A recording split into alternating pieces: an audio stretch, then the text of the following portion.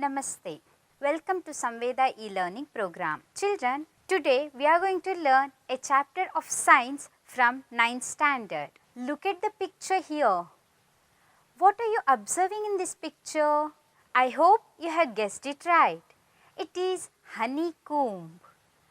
Which chapter in your science textbook is analogous with this honeycomb structure? Yes, children, it is fundamental unit of life. Today, we are going to learn about the chapter fundamental unit of life.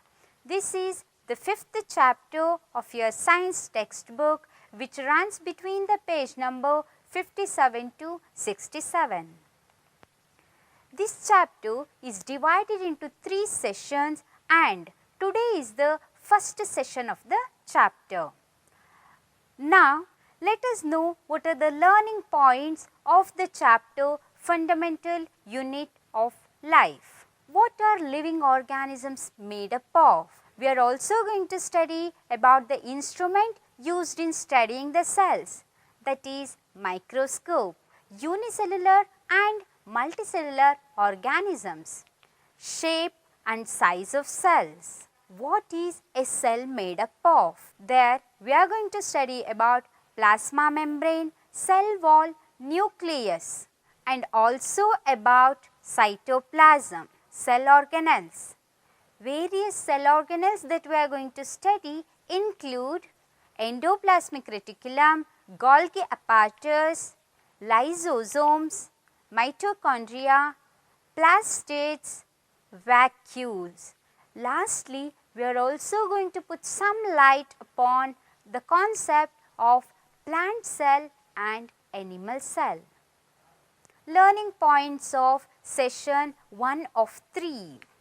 What are living organisms made up of? And microscope, its structure and function. We are also going to study about unicellular and multicellular organisms, shape and size of cells, components of cell. We will study a little about plasma membrane, a component of cell. Keep a notebook, pen and your textbook ready to note down the points of discussion. What is the fundamental unit of life? Cell is considered as the fundamental unit of life. Now, how was the cell discovered? Who discovered it? When and how? Let us know about it. Discovery of cell. It was in 1665 that Robert Hooke, an English scientist, saw cells for the first time in the thin slice of cork with his self-designed microscope. Robert Hooke was working on bark of the tree. Bark is nothing but outermost layer of the stem of the tree. He was working on that cork part of the bark under a self-designed microscope. While working over it, he came across this cell. Let us know how the cell was seen by him. He used these barks of the tree to study about structure of cork. Observing this bark under self-designed microscope, he could observe cells. These two are Robert Hooke's microscope with which he observed structure of cork. How the cell was observed by him? He observed cell as honeycomb-like structures and named them as cellulae or cells. What is the meaning of cellulae or cells? In Latin, cellulae means a little room. Look at this image. This image is of honeycomb. Look at the structure of honeycomb, children.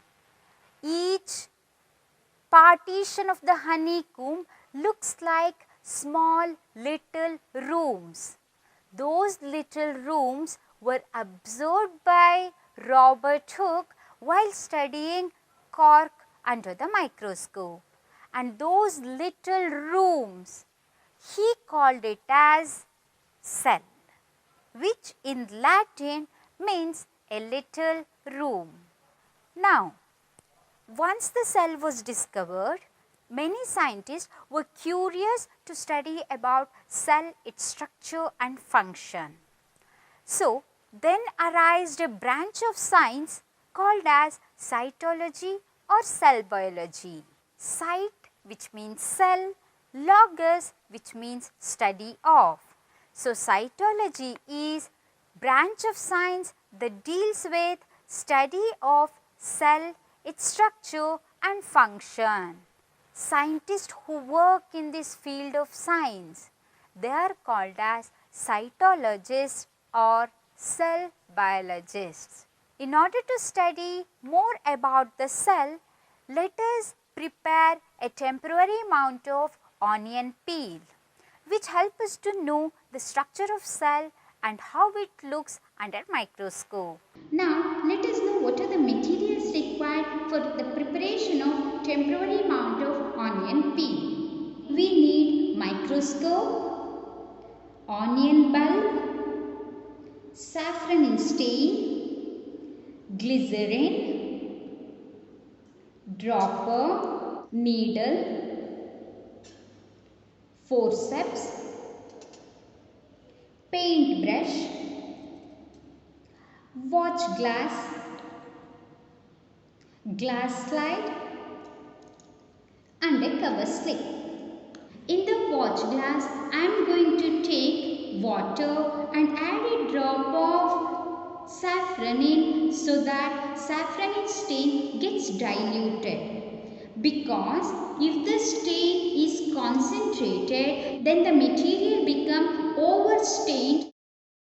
Now, in another watch glass, I will take little amount of water. Now, we have to know how to take out the peel from the onion. In this onion bulb, I have removed the scaly leaves. I have taken out one fleshy leaf from the onion bulb.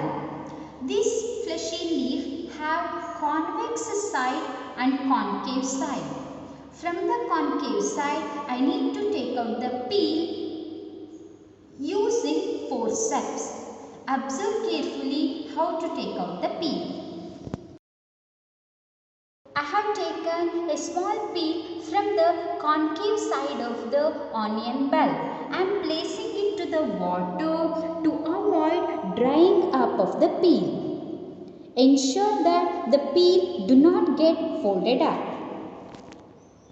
Now, this peel has to be shifted to the watch glass containing diluted stain. In order to shift the peel from the watch glass containing water to the watch glass containing stain, I need to use paint brush.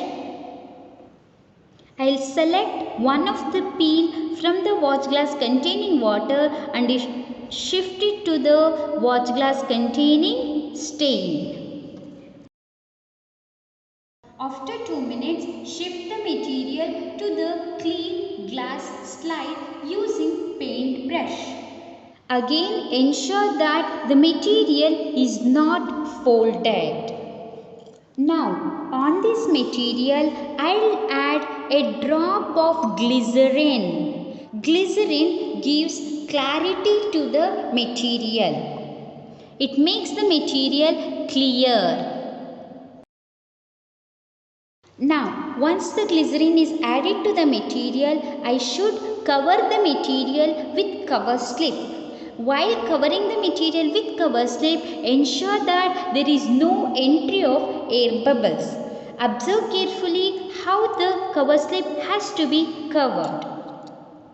I have taken a cover slip. First, hold the cover slip with the help of needle. Then slowly release it, ensuring no entry of air bubbles.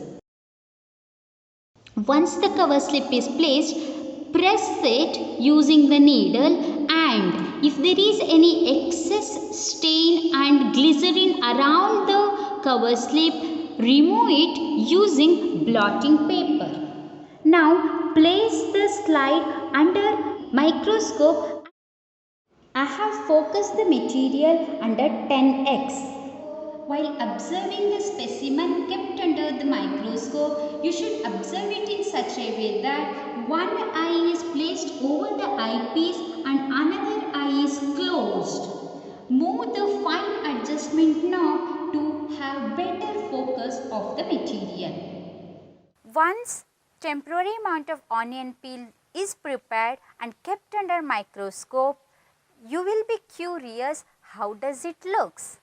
Now I will show you an image of the temporary amount of onion peel when kept under microscope at lower magnification and at higher magnification. Here you can see two images. First image shows how the onion peel is seen under 10x. Children, look at the arrangement of cells there. It is arranged as rectangular elongated box beside one another. There you will be able to see cell wall, outermost covering. You will also be able to see some dark color stained material inside the cell. Can you guess what it is? Yes children, you have guessed it right. It is nucleus, which is more clear in this particular diagram. That red colored dark body represents nucleus. When we will keep the slide under higher magnification of 40x, we will be able to observe the slide like this, where clearly two outer layer and dark dense body inside the cell is visible. Now, what would happen if same temporary mount is prepared using onion bulb of different size? Yes children, you have guessed it right. Even if we will take onion bulb of different size, the cell structure remains the same.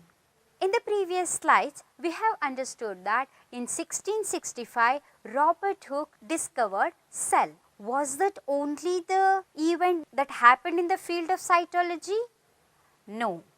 Thereafter, many scientists contributed more to the field of cytology or cell biology. Now, let us learn what are the timeline of cell discovery. That means, what are the events that occurred in the field of cytology. In 1665, Robert Hooke discovered cell. Robert Hooke is an English scientist. He discovered cell using his self-designed microscope. Later on, in 1674, Antony van Leeuwenhoek discovered free living cells in pond water. You can see the image of Antony van Leeuwenhoek. He was a Dutch scientist. He could observe living cells in pond water like bacteria, protozoa, etc. That was also done using little improvised microscope self-designed by Leeuwenhoek. Later on in 1831, it was Robert Brown who discovered nucleus. He is Robert Brown. Later on in the year 1839, Purkinje coined the word protoplasm.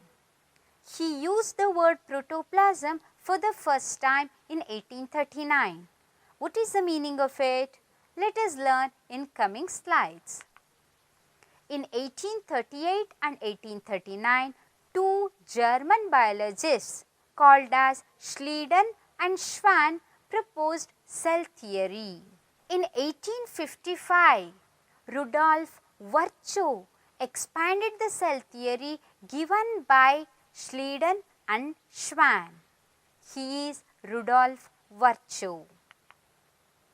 In the year 1940, there was discovery of electron microscope, which created revolution in the field of cell biology, because discovery of electron microscope, it helped in clear understanding of cells and cellular components, cell organelles in detail.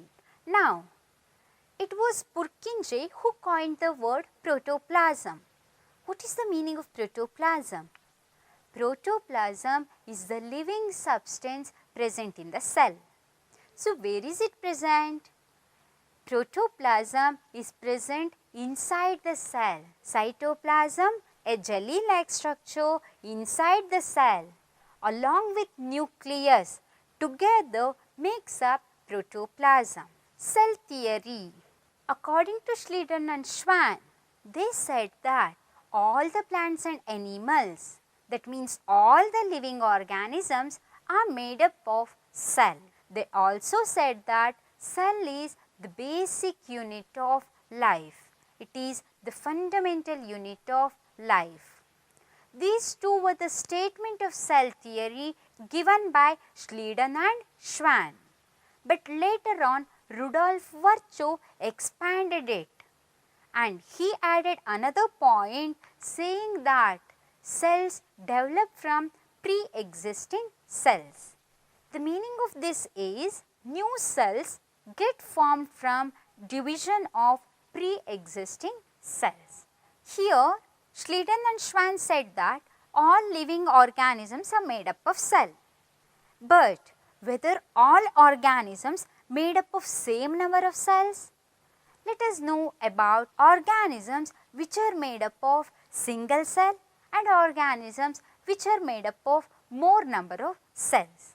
They are called as unicellular and multicellular organisms. Here is the difference between unicellular and multicellular organisms.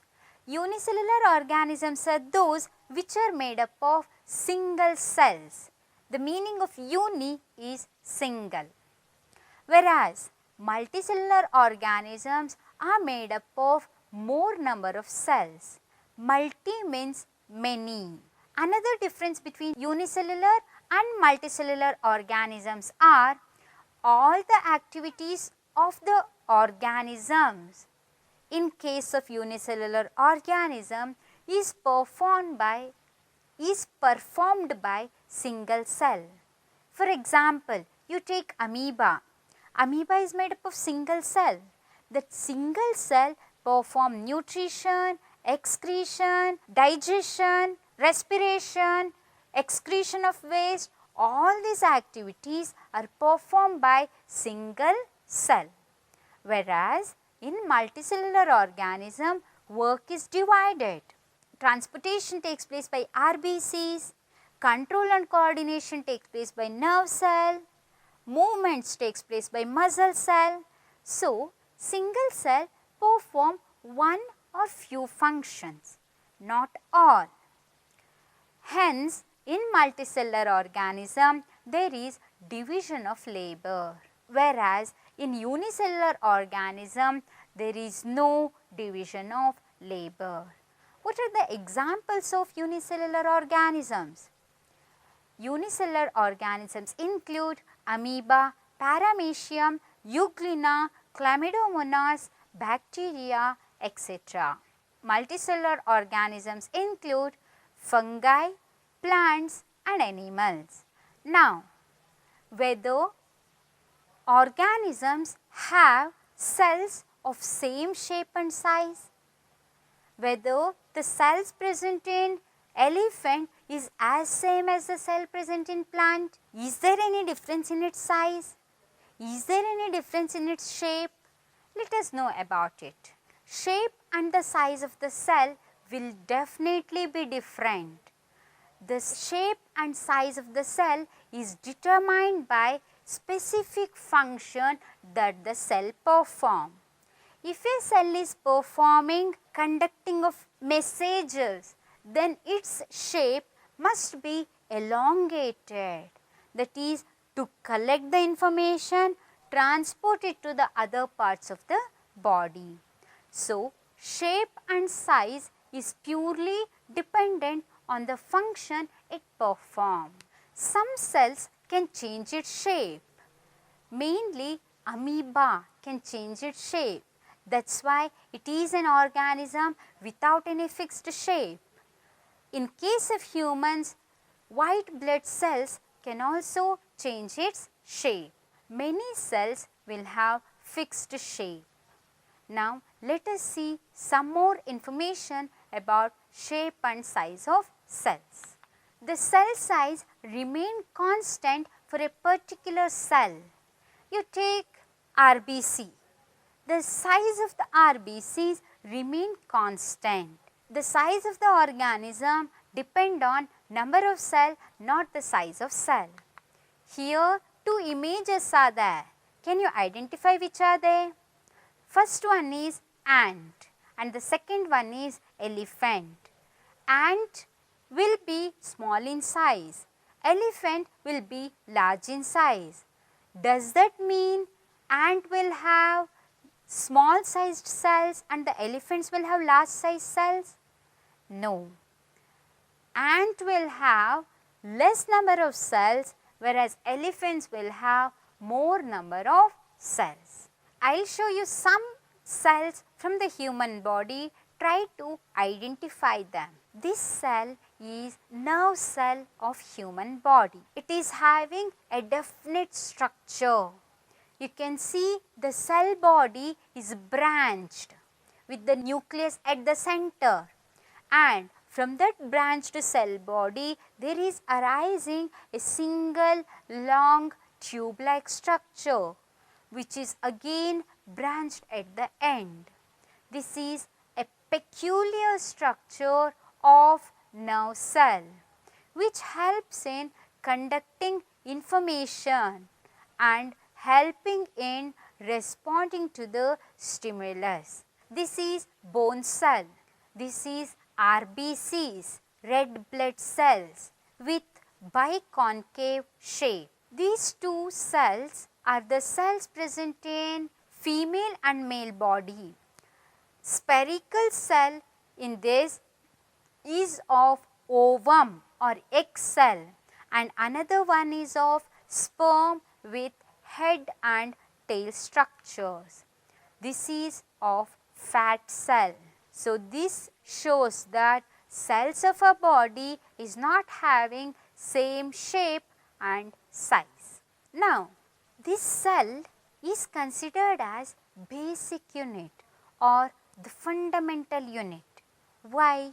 Cell is called as basic unit of life because it performs all the life functions like intake of food materials, excretion, metabolism, respiration, etc. You take amoeba.